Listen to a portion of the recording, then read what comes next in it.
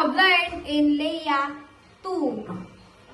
The comparative policy systems talks about the comparison of one policy system of different countries, wherein that one country can adopt their policy system if it contributes good in their society. Also, the theories of anomie and the synonymy.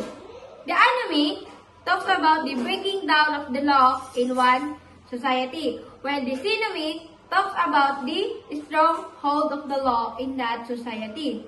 So, what is the extradition treaty?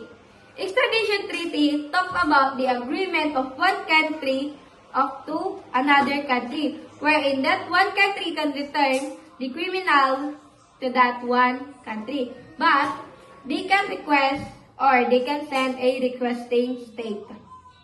Also, the Interpol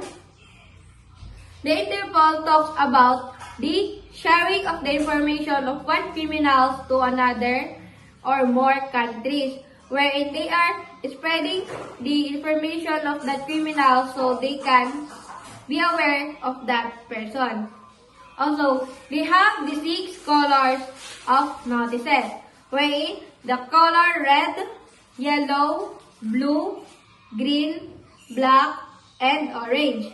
Wherein the most common or most famous color of Interpol is the color red, wherein that one notice or that red notice can send to another country so that they will arrest that person in one country.